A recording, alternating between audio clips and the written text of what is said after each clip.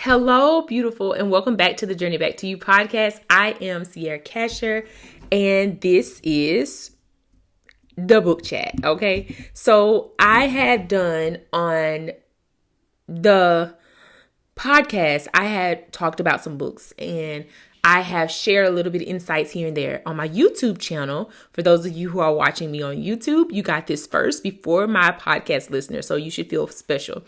And I wanted to expand it a little bit more because I know that there are other readers out there and there are other people who also would love to become more active with reading books. And so I'm like, let's just put this on a podcast, but also let's put this out on YouTube so that other people can see and other people can also interact with me in real time. And so here we are.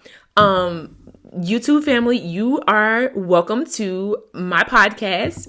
I've shared a couple of episodes on my podcast before on YouTube. However, I am now here to share more.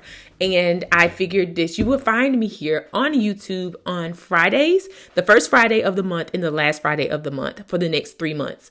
And so we'll cover about 6 books, if not more, because there may be some bonus episodes in between there, but I am committing to sharing 6 months for the next 6 books for the next 90 days. So here we are.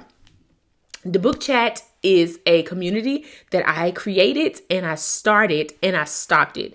And we are up and running this again. I'm trying again. This is like my 3rd time at this. However, they say 3 times is a charm. So here we are. I'm going to share my book and then I'm going to tell you how I ran into the book. So here we are. If you see me looking over to the left a little bit, it's because I am staying on cue because I will talk about all the things, but this is specifically for me to talk about books. And so I need to stay on cue to what I have going on. Letting Go of Good is the title of the book.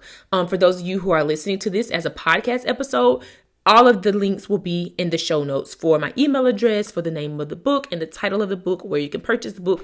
All the details will be in the description. If you are watching on YouTube, all the details will be in my show notes. So here we go. Letting Go of Good. Oh, we're going to take that out. Letting Go of Good is the name of the book. It is by Andrea Mathews. Letting Go of Good is the title. Dispel the myth of goodness to find your genuine self. So Andrea Mathews, I'm going to give you a little bit about who she is and we're going to jump into the book. Andrea Mathews has over 30 years of experience as a therapist. She's also a professional trainer and motivational speaker, frequently providing workshops and offering coaching in authentic leadership and relationships. Andrea is the host of the popular radio show Authentic Living. She lives in Birmingham, Alabama. Whoop, whoop. She's from Alabama as well. And visit her website at www.andreamatthews.com. So this is not an ad. That's just what the back of the book says as to who she is. So I wanted to share that. So for those of you who may not be familiar with who she is, I have not interacted with any work of her, any art. I have not interacted with any other piece of her work besides this book. So I wanted to give a backdrop of who she is. So there's that. So now we are going to talk about why I even have this book. So in 2020, the whole world stopped. We are all aware of that. And there was a lot of things that came up for me emotionally and mentally. And so I had got back in therapy. And there was some things that came up in therapy around this whole good persona. And that I really needed to flesh this out and understand where it came from and what this was about. And so this is not the thing about it, as I realize, is even my podcast listeners do not know this. I don't even know if I think I've shared a little bit about this book on there. Anywho, here we are. So this may be my first time talking about this publicly. However, we are here and I am ready. It's taken me a while to get here and I'm ready. Okay. So, I had some things around good, like the good persona of like what it means to be a good person, what it means to be a good mother, what it means to be a good wife. And I had started unpacking those things. And then I was like, you know what, we're going to actually put this stuff back in there because that's a lot to deal with. And so 2021, I pulled the things back out of the bag with the help of a therapist. I was not doing this by myself because I was not ready. And two, I think it is wisdom to have someone else help you unpack some deep embedded belief systems and all beliefs that you have, your belief system, especially around religion, especially around family, and like how all of that, and culture, all of those things that get jammed in there when we are growing into who we are. And I think it's just wisdom to use someone. I know that there's wisdom in having someone walk alongside you who is licensed, who has the capacity to hold that space for you as you unpack these things and unravel these things. And so I was in therapy. She was helping me undo some of this. And I needed another resource besides just her. And so I started to look up books, and I looked up some books around Good Girl. I looked up books around, I'm looking at my bookshelf, Untamed by Glennon. And that is kind of what started this whole going down the rabbit hole. Cause I was just like, she was saying some stuff about being untamed. We're not talking about that. I will actually talk about her book as well. But for now, I was looking up books and had read her book, and I was unpacking some stuff, but I knew I needed to go a little bit further back to even understand where this started so that I can dig up this stuff and see who is this woman that I am becoming. And like, why do I feel like some of this stuff that I think doesn't fit anymore? Why do I feel like who I am is like almost like when people talk about like the imposter syndrome? I was like, I feel like an imposter, like something is not adding up. All of my ducks don't feel like they're in a row. My elevator, however you want to say it, my elevator is going up, but it ain't going all the way up. It's like stuck. And I just had all of this guck that was happening. And so when I got on Amazon, I looked up for a book. I think I looked across like 2 or 3 books, and this one was the one that resonated with me the most. And let me tell you why. I read her synopsis, which I always do with books, and I read the first page of the book. Because there was so I did not only read the first page. There's a free like excerpt of the book. And so my voice, one second. There's a free excerpt of the book on Amazon. So I went on there and I read the whole thing. And I was like, absolutely, I'm going to be reading this book because this is exactly what I need. And I could tell because I had done some prior work before. So let's see where I'm going to read that to you. And then we're going to jump in. So here's the first page. And if this don't slap you in the face, listen. Introduction. I have to do it. I feel so guilty if I don't. I just don't know. What's the right thing to do here? I got mad, but then I felt so guilty. I took it all back. I'm so tired, but they need me, so I just have to be there. I feel guilty all the time. On the surface, these statements might not seem to be problematic, but they are made by many of my clients who are so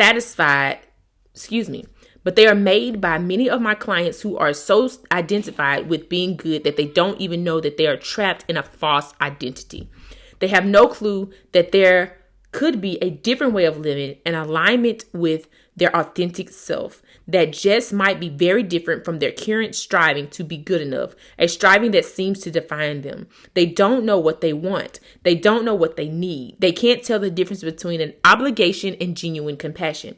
When it comes right down to it, they don't even know who they are. They are utterly lost to the identification as goodness. But there's another way, a way that is healing, uplifting, and empowering. It is the way of the authentic self. The difference is that the authentic self generates its action from the core essence of the soul. It lives like an ancient oak tree, solidly from its roots.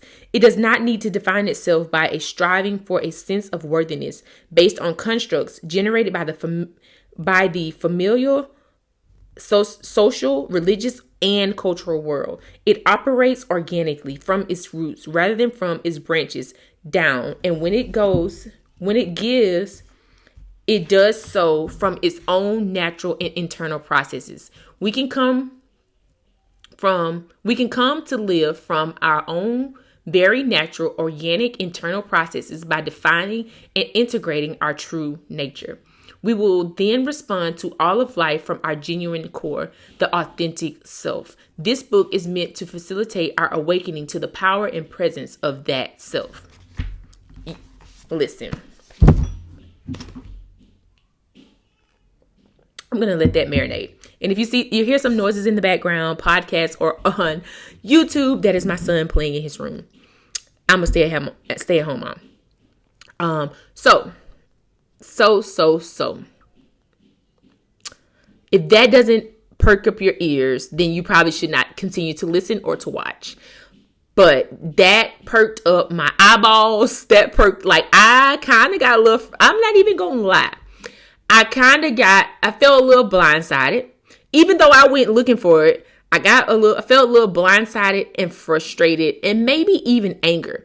Because what I realized is that the part where she says that there's a better way to live, I was like, oh, so you telling me how I've been living has been like there's better, like that has been wrong. You're telling me how I've been living is like there's another side to this. Like I can go through a portal to the other side. Like, what are you saying? How do I get there? So I was trying to read forward, of course, but it was only it was like maybe like 10 pages available to read. Of course, I absorbed all 10 of those pages probably within a matter of an hour because I was like, there's a better way to live than this. So a little bit of my story is that I carried guilt for several years before I saw a therapist, which was in 2018 or 2019. It was the first time I started therapy again.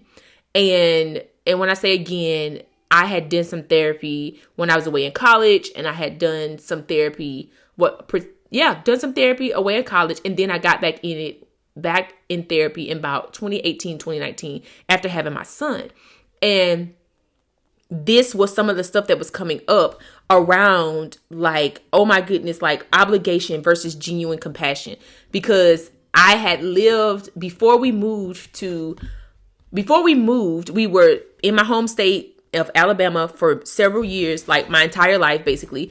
And then my husband got a job and we moved. And when we moved, we were attending a church. So let me go back. We were attending a church for several years. And I had adopted this set of beliefs that was changing who my authentic self really is. But I believed at the time that this is what God was calling me to, because I was like, there has to be something to this. If I'm changing the way that I look, if I'm changing the way that I dress, if I'm changing the way that I naturally just am towards people. And my compassion started to be, I'm doing this because this is what you told me to do versus I'm doing this because I want to do this.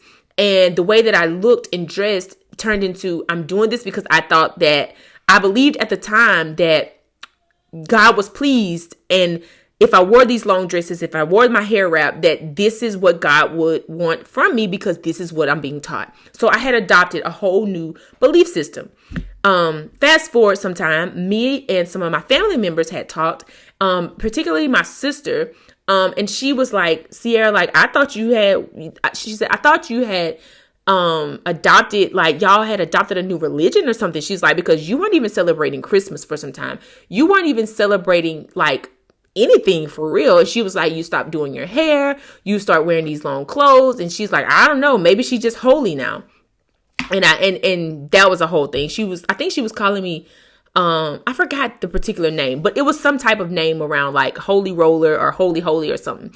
And time comes, fast forward a little bit more, after talking to my parents, my stepdad and my mom, we were talking about like Christmas and stuff. And she was like, I was wondering, she's like, what kind of organization were y'all in? This is not the way she said it, but this is the most appropriate way I'm gonna say it. It's like, what kind of organization are you in that doesn't allow you to celebrate Christmas? Like, y'all don't have a Christmas program. Y'all don't do any of this.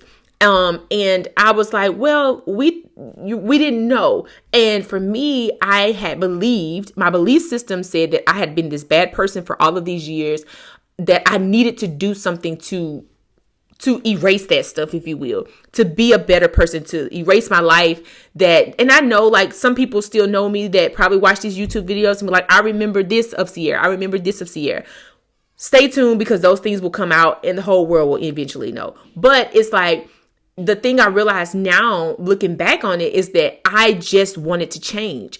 I knew that who I was not somebody I wanted to be, but I knew that I wanted to also believe in somebody higher than me, that somebody created me, like the way, like it was such a complex thing. So to try to describe it to you, it was like, I've always had this, knowing, if you will, that there's a God.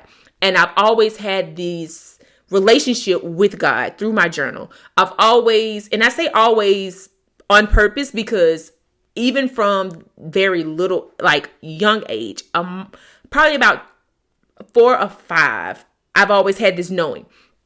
And so to get to the age of like 20 something and then feel like, okay, I want to redeem myself now, I want to change, I thought that the religion was going to be the way that this change was going to occur.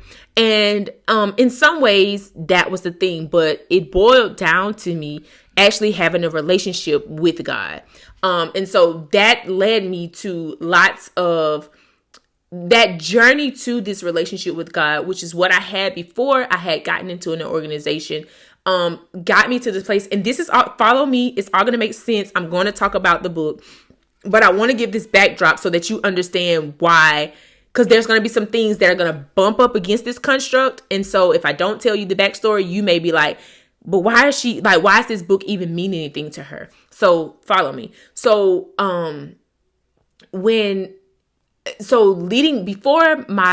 before building a relationship with God, I got to this place where I felt like, okay, there's still some stuff that's wrong with me. I need to get right with God. I don't want Jesus to come back and I'm, still this person. And so these were the belief systems that I had. This is the constructs, if you will, that I had. And so, I knew I wanted to reconstruct my faith. I knew I wanted to change. And so as I continued to build on these belief systems, it started to get very thin, like a very thin line, a very, very thin line, like a piece of hair line between what was good and what was bad, between who I was and who I was internally and this person that I started to operate out of.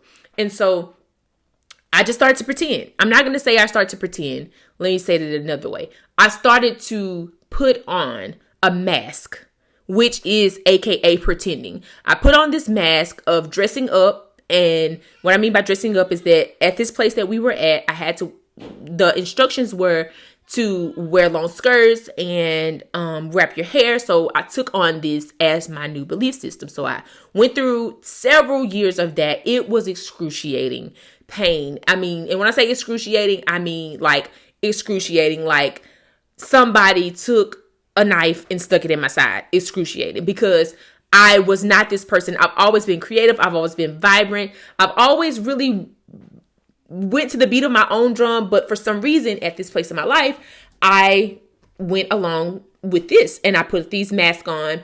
But then parts of myself, my truest self, kept shining out, and I wanted to rebel and I wanted to do things differently. But thank God, me and my husband got a job, and then we moved away. And when we moved away, that's when a lot of this stuff started to come up. Like I said, I got in therapy. I started to dig up this stuff, and I was like, oh, this is what this is. So now we're going to jump into the book. I said all of that to say that this book is great for you if you have been one that has been carrying guilt. If you have been motivated by guilt to do things, right? So let's define what guilt is. Guilt has a purpose. It is to signal violation of our laws, rules, values, or beliefs. And it gives, every emotion is energy, and it gives us the energy to take corrective action. So I was feeling guilty, which you heard me speak of. So I was like, I have done all of these bad things, so I need to fix these bad things. And I let this guilt drive me into a place and an organization that would make me right with God. And I put air quotes for those of you who are listening to the podcast. I'm saying, when I'm saying bad, there's air quotes. When I'm saying, when I am saying make me right, those are also air quotes around that as well. So that guilt has the purpose, and the purpose is to signal violation of laws, rules, values, and beliefs. And it gives us the energy to take corrective action. So that is what I was in the process of doing. Another way that guilt is defined is guilt describes a sense of regret or responsibility that relates to actions taken. People may feel guilt over things they actually did wrong, things they believe were their fault, and other things that they had no responsibility for. And so what I wanted to say is also that another part of my belief system had to be that I was responsible for I know I'm responsible for my actions, but I felt responsible for all of what I had. I just had this sense of responsibility that was not mine. And that comes with time in my walk with God. That comes with time in my learning process of evolution. And I've always believed in evolution, in this, not the monkey business stuff, but evolution in the sense of we as people, like if plants evolve from a seed into leaves into a flower, then we as people, God's creation, we evolve as well. And so I've always believed in that, but there was a part where I was stifled because I heard a teaching that was about evolution, and I heard a teaching, and so long story short, I just got mingled and mixed in with this stuff, and I started to lose who I really am at my core. So that's why I started this journey of learning what it is to be good and all of these things. But I needed to do it with a therapist, because what was happening is that I was putting so much of what we were being taught. So basically, the therapist was untangling me out of this religious junk that I had got myself in.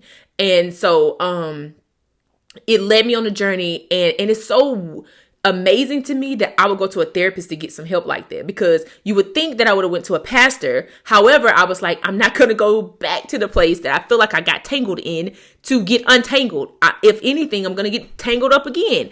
And so it's like, I'm grateful that I even had this understanding and awareness to know, let's not go back to the place that you got tangled up in. Let's get some more help, because this is deeper than just belief systems and religion. This is a little bit deeper, because some of my story is wrapped around guilt as well, which I won't go into that here because that can be triggering. But I do want to say, if you have carried around any type of guilt, give you a couple of examples, and I promise I'm going to talk about the book, but I feel like it's necessary to give these backdrops so that when I say some of this stuff I know absolutely, because it did for me, and I had put the book down, it's going to rub up against some of the things that you were taught. It's going to rub up against some of the narratives that you have in your mind, your belief systems, and all of that. Okay.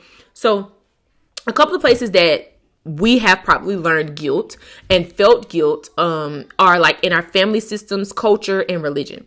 I'm saving religion for last because it is very touchy. So family, when you were a child and you did something, so let's say you threw dirt at another child. This is something I actually did.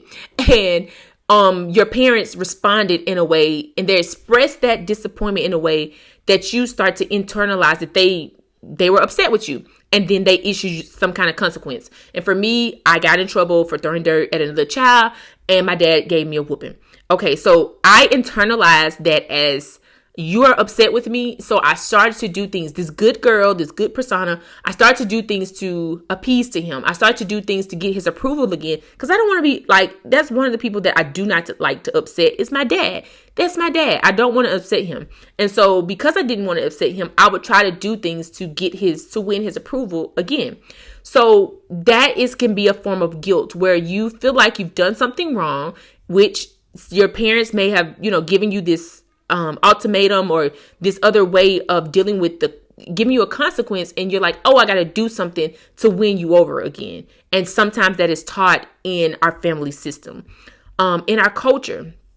Since I'm a Black woman, I'm going to speak to the Black culture. I cannot speak for other cultures realistically, but I could definitely find a stereotype. But in the Black culture, there's the thing where we're like, you respect grown-ups. You don't talk when an adult is talking.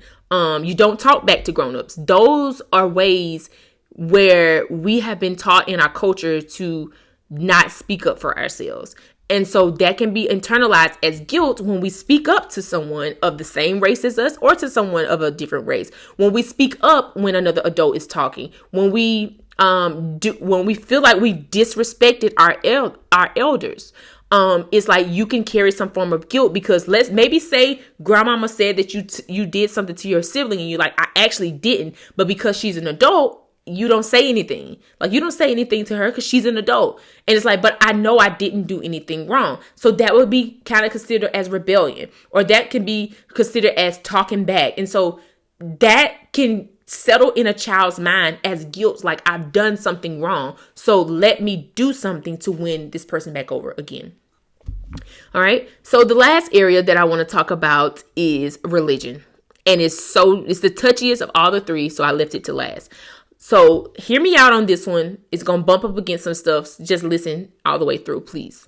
There are some religions that use guilt to motivate people to change. And I would like to believe that those who came up with religion and organized these religions, they meant well. They meant well. However, in my time of being a part of religious groups, and what I've learned is that using guilt to promote a changed lifestyle produces deception. On a lighter note, people are pretending. They're putting on masks. So I'm going to say that again because I know it's bumped up against stuff. And even for me, it was like, are you absolutely going to say this, Sierra? And I was like, I'm going to say it because I know that there's other women who are probably a part of religions, are part of religions that this is what's happening and they don't identify with it anymore, but they don't necessarily know how to find the language for it. So I'm going to give you some language. Here we are. There are some religions that use guilt to motivate people. And let me define guilt again. That guilt it describes a sense of regret or responsibility that relates to actions taken. People may feel guilt over things that they've actually did wrong, things they believe that they were their fault, things that they had no responsibility for. Right? And so let's go back. There are some religions that use that guilt to motivate people to change. And I would like to believe that people who came up with these organized religions and who have these religious organizations, they mean well. However, in my time, in my experience, when we are motivated by guilt, it produces deception. Because who wants to disappoint anyone? Who wants to disappoint who does? Now, we will learn later on, as I tell you some things about the book, that it's actually okay. It's perfectly, like, you are doing something right when everybody doesn't agree with you and what you say.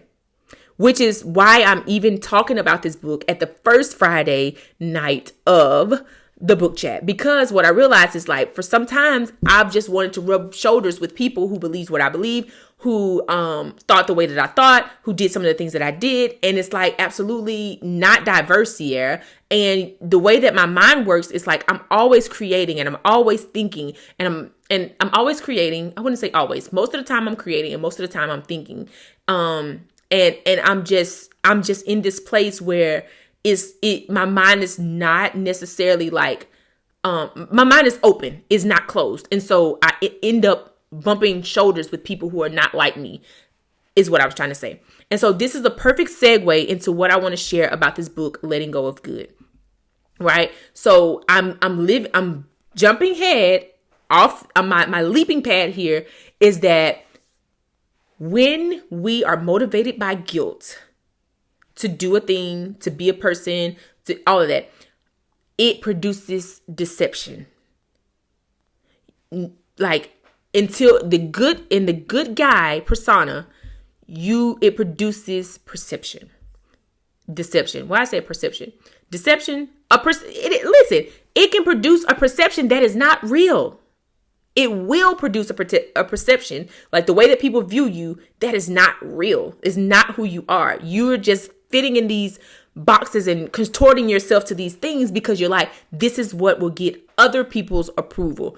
And what I want to ask you is like, who are you trying to appease to?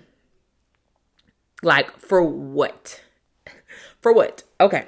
So, I'm going to drink some water and then I'm going to tell you the 3 points. So if you are listening, these are the 3 points that I'm going to talk about. I'm going to go through each of them very, very intricately. If you want to keep listening to what I have to say. So my first point that I gathered from this book is what it meant. In high school, I was called Goody Two Shoes. And And it was not something that I was proud of. It was not something that I understood, but I just knew that a particular incident happened, and it was around like sex, and people in school were having sex and I was not having sex yet. And when they got caught whiff of this, it was like, oh, you must be goody two shoes. And then there was other situations that would happen where I would help people, or I would not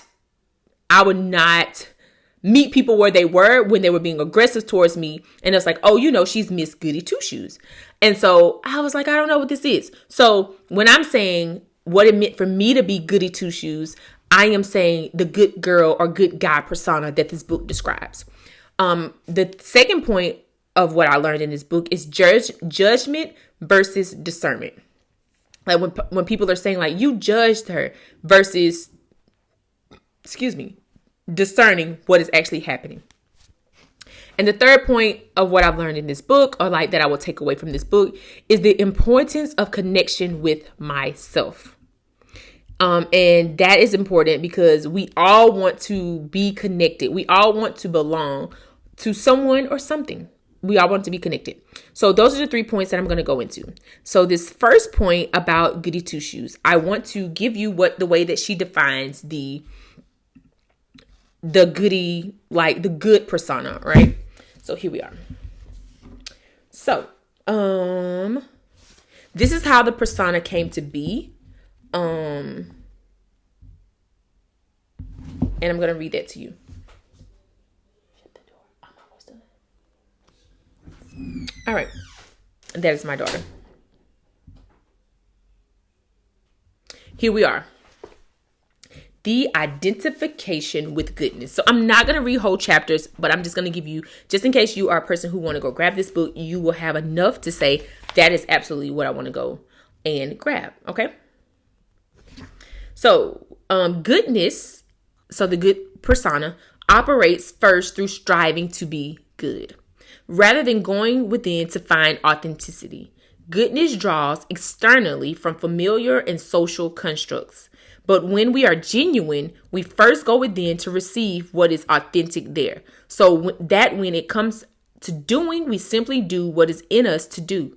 Genuineness is the capacity to move beyond the list of obligations to allow the heart, the mind, and the soul to speak, to be heard, and to be acted on. When we are genuine, we are not challenging ourselves to run the obstacle course of goodness in order to prove ourselves worthy. Rather, we know that we are worthy simply because we exist. Simply because we exist, we are worthy. Here we go. Good guys or girls have incorporated a belief learned from the external world, so is not within you, that guilt is the tool used to distinguish between what is thought to be good and what is thought to be bad. Therefore, guilt has been commissioned to the ruler of life. Good guys perform the task of daily living, making everyday decisions based on whether or not this or that is good, which is further based on whether or not it will make them feel guilty. As good guys, we commonly take on tremendous responsibility for the feelings and well-being of others. This is what I was talking about, the responsibility piece. Always concerned that we might hurt or neglect another. We commonly believe that our only purpose for living is to serve others because we unconsciously believe that serving others is visible evidence of goodness, and because we have literally been taught to care for others as our first order of living. The falsehoods that have been incorporated in the belief system and the life of the good guy identity are often nothing short of self-abusive. These falsehoods tell good guys to sacrifice self in the name of capacities to save, heal, and help others. Capacities we do not have, and in the process, they end up enabling others to abuse them. All while they are defining themselves as good people who are doing good and kind things for others. So, listen. I was told up reading this, and this is not even this is about being genuine. This was in the first 15 pages of the book. I was tore up. I was tore all the way up. I was like, what you mean to tell me is that I don't like, this is one of my, and I've talked about this on my podcast before. The Bible something I build my life off of. It's something that I believe it. I read it, I believe it, and I incorporate it into my life. And there's a scripture that says that and lots of preachers preach this, and they say to do unto others as you would have them do unto you, is the way that that society will say that. And the scripture is about how, love others the way that you love yourself. I don't want to necessarily quote it exact words because you can go find it for yourself. But the golden rule, society's, the well-known phrase is do unto others as you would have them do unto you. My problem with that was that if I'm doing unto others as I would do unto myself, I need to know how to do unto myself first. So that I can do good things, kind things unto you.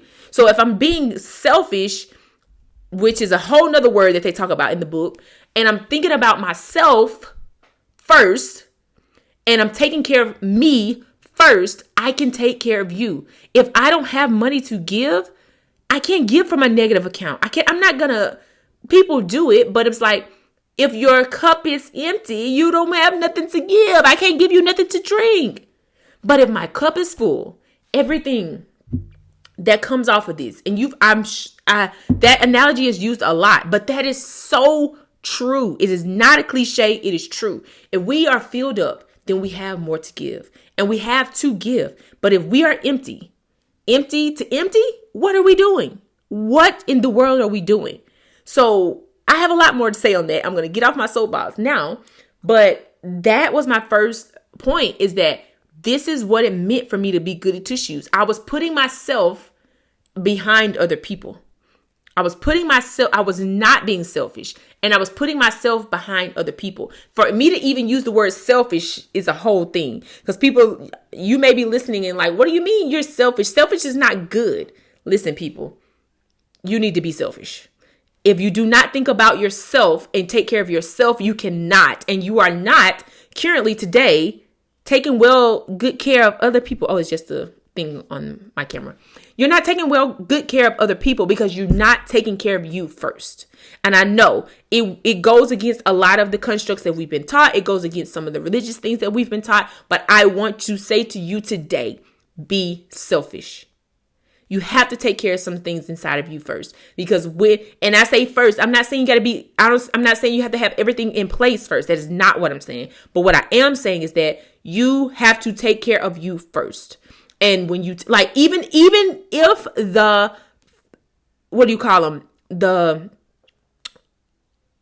flight attendants have this together, then we as humans should get this together as well. Let me say that again. If the flight attendants, when you're on an airplane, they tell you, do not put the mask on the person next to you first. Put your mask on first and then everyone else. Because you may be in the middle of putting a mask on them and you're out. Put your mask on first and then put it on the other person. Especially if you are the parent. Parent, put your mask on first. Then you put it on your child. Because you can be able to better function. They may not know how to do it, but listen, put your mask on first is where I'm going with that. Because I'm going to get off of this and I'm going to go to my next point. It's okay to be selfish. It's okay to be selfish.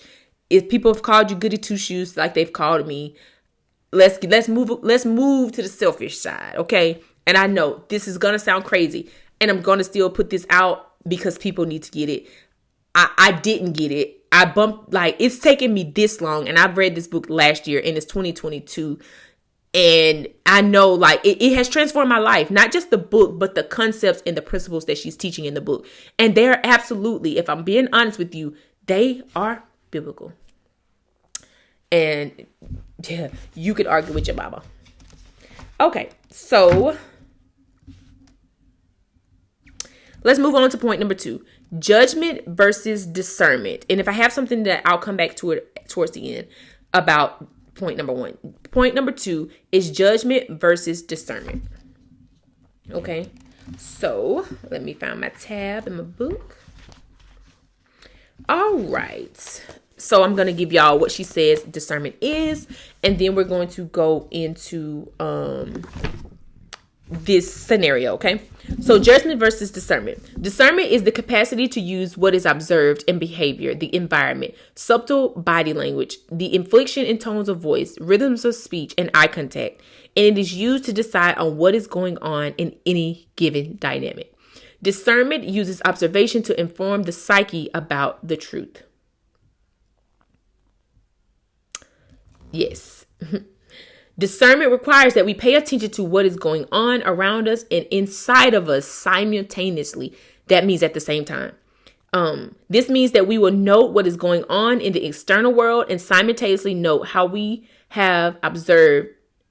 we have observed is making us feel. So the beautiful thing about this is I totally felt seen, and I have exclamation marks at this next part, because for years I would be in rooms in this particular organization that I talked about at the top of the podcast, and I would feel elephants in the room, not literally, but metaphorically. It would be big issues. It would be big problems that I would feel in rooms. And I'm just like, I don't get it. How are y'all all in here and nobody wants to address the elephant in the room? How are we all in here together? Nobody doesn't feel that. And for some time, this is why I got in therapy. I was like, something has to be wrong with me. Like, and I wanted to not believe that. But after it happens over and over, you're like, wait, something's not right. Something is not right. I can feel it. Nobody else is feeling it. Nobody else is going to say anything about this. And I was like, I can't stay in this room. So eventually, me and my husband got up and we left. And it would be several times that things like that would happen. I'm just like, I don't understand. And then I would ask other people in the organization, hey, do you feel that? Is it just me? And because this organization was very controlled, people, I think their minds just could not grasp that things were happening, because it was so controlled to the point where you may not even think that this is actually really, like, this is going to sound crazy, but just hear me out. That the things that you actually see are actually happening because of the control that's coming across. It's like, nah, that's not really it. That's not really what you're experiencing. I know you're feeling that, Sierra, but you may need to go pray about that. I know you may be feeling that, Sierra, but can you read that in the scriptures? And it's like, what the hell? Like, so for a little bit there, I feel like I was, what people would say, losing my mind. So this next, which brings me to what I'm about to say now. It is not, discernment also requires that we not go into denial about what we see and what we hear and what we sense and what we feel. And I'm going to keep talking about this because this is the example that I have. And this is where guilt, this is not where guilt originated for me, but this is where guilt was like resurfaced for me, is that there would be oftentimes with what I just said, some people were in denial, and I was in the same denial that they were, that things were actually happening, and I was feeling certain things because I was just like, this can't be this. Like, I know God is here. I get that part because God is everywhere. However, not just from a religious standpoint, I will say, like, there will be situations that will be happening around me and I could feel what was happening, but I felt like something was wrong with me because I'm like, nobody else is feeling this. So you have to get me to understand why I'm feeling it then.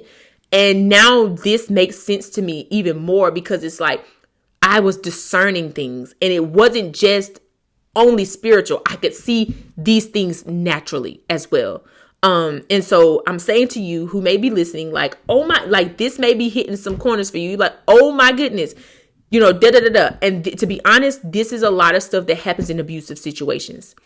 I can speak to that as well from experience. Like the person says they're sorry, and then they're like, and months go by or years go by and it doesn't happen again. And let's say it happens again and you're like, what the world? Like, you said you apologize. It's like, and you forget that not only have you abused me 2 times, this is the 5th time. And you've said the same thing over and over. And so, and oftentimes in abusive situations, this is the case. So if you are in a situation where you're discerning with all of the things I just listed before about with your feelings, you're discerning, you're discerning what's happening inside, internally and externally beyond you, like the things that are happening around you. It's like, take account that you may be in denial about what's actually happening. Because you may be in denial about what's actually happening. And if you're in an abusive situation, more than likely the abuser is telling you that what you're seeing is not real, or you're tripping, or something is off, and you're like, nah, that's not the case. Or more than likely, I just say the abuser. I'll stay there because it can get confusing. But the abuser is more than likely denying that that's actually what's happening, and then it causes you to go into denial as well. So I'm going to give y'all, I've been talking about that one for a little bit. So I'm going to go to the next point because I have a lot that I want to share on it, but I don't want it to get too loopy. I want you to actually get the book, but I will read you Sally's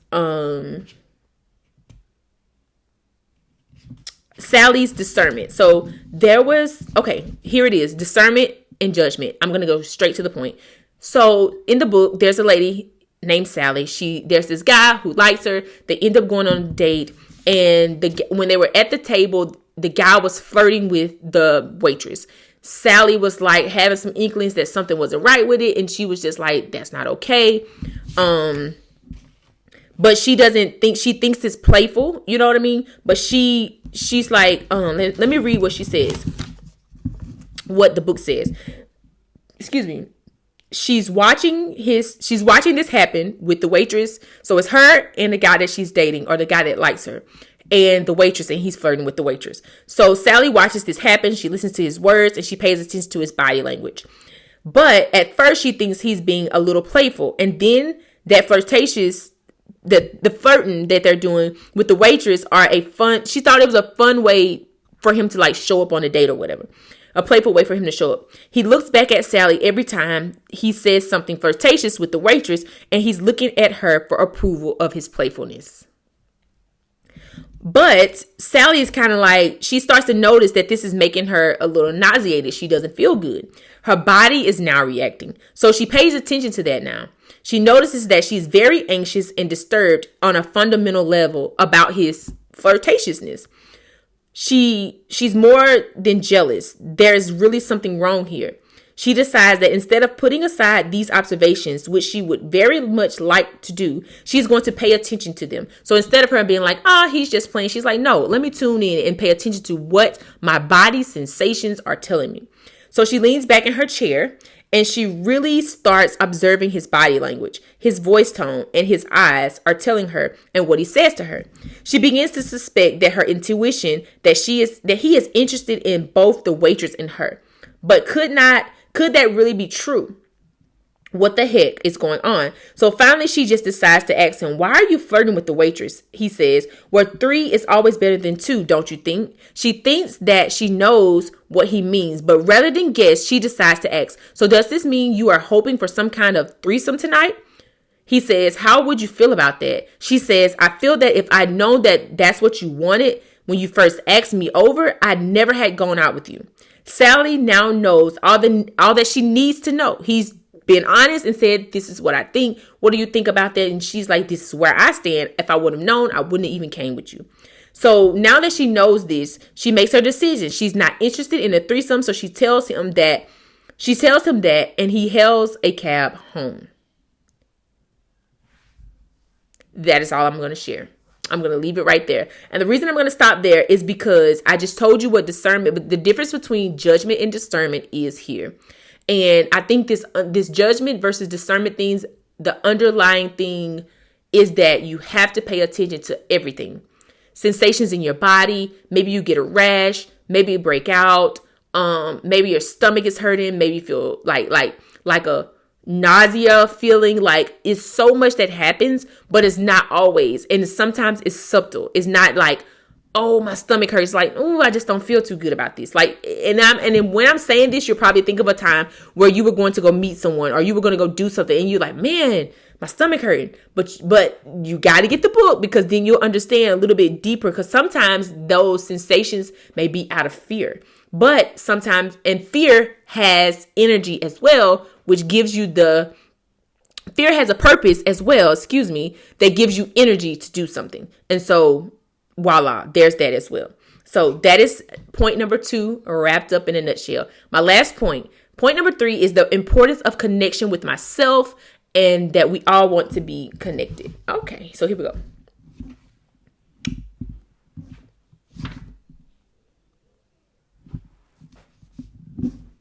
I have a tab on this page. So I can just speak to this one, not necessarily give you example from the book.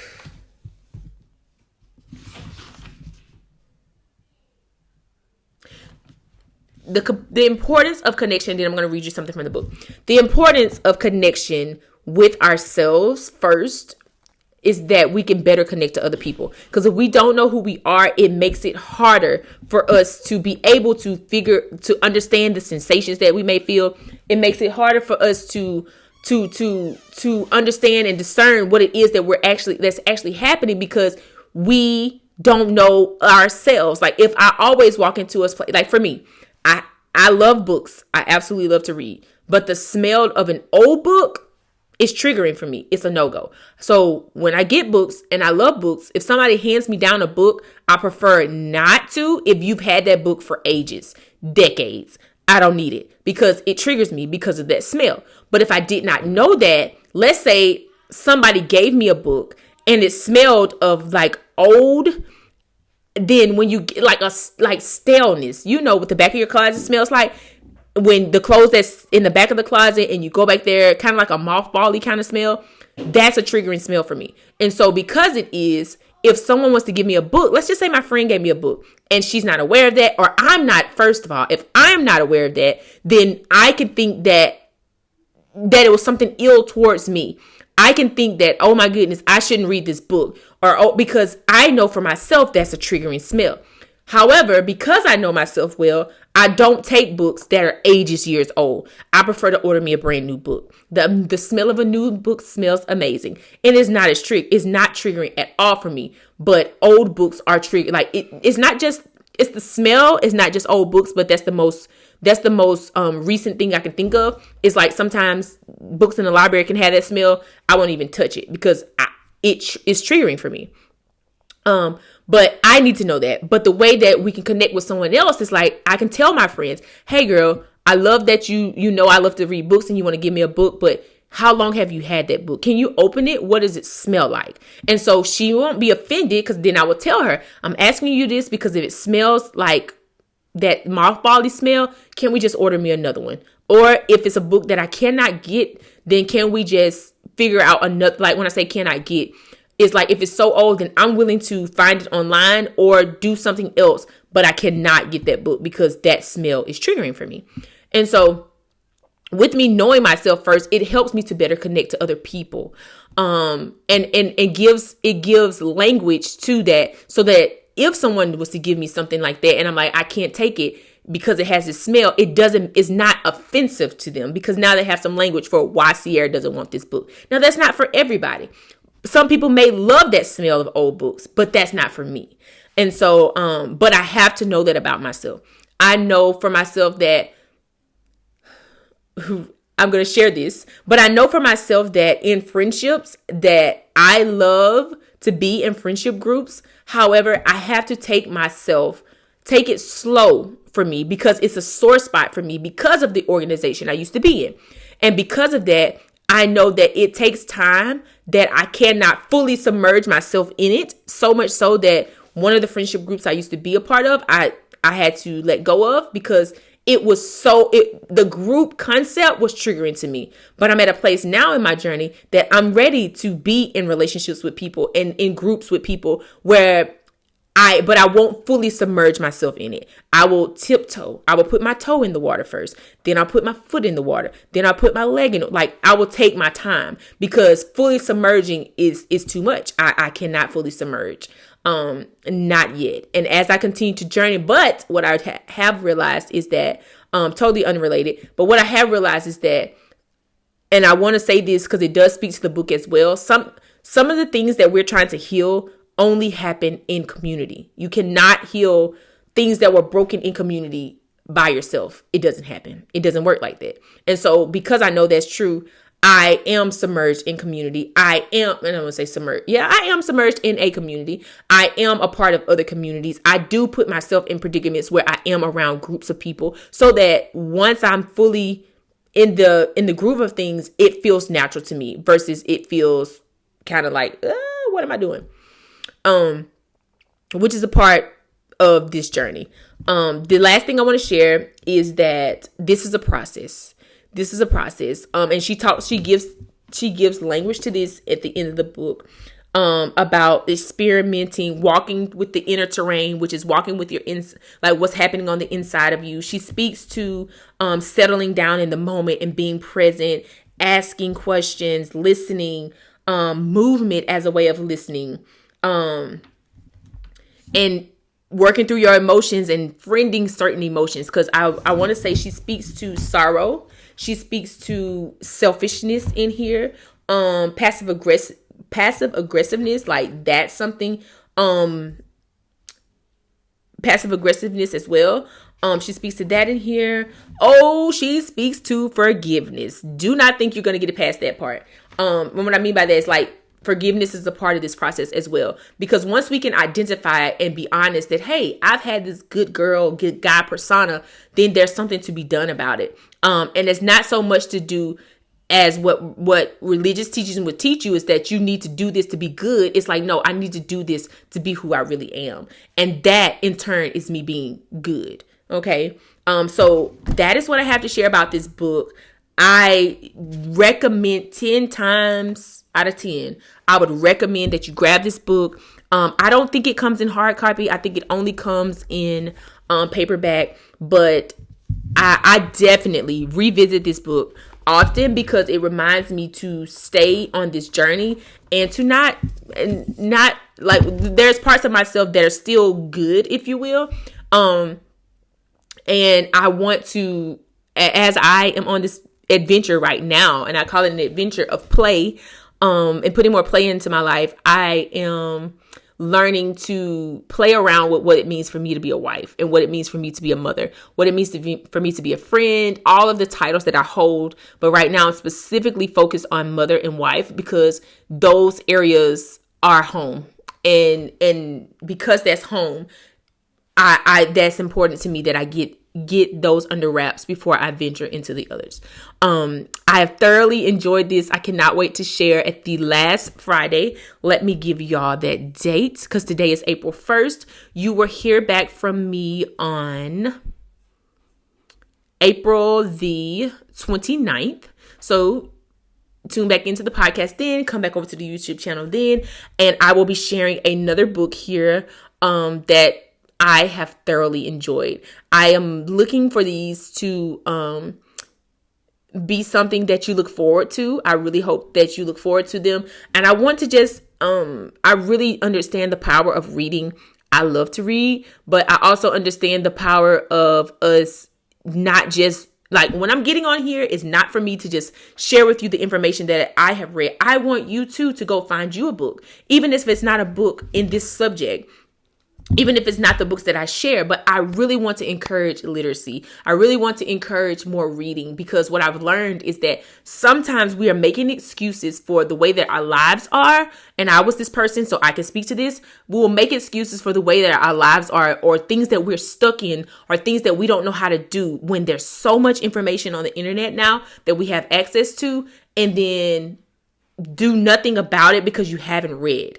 And it's like oftentimes, and I want to say there's a quote about it there that you don't have the answers because you haven't read, like you haven't sought out to look for this information. And there's so many books and so many opinions and so many ways that things can be taught. But I think oftentimes people, especially in the religious sector, will shy us away from things. And it's like God has given these visions and insights and wisdom to other people.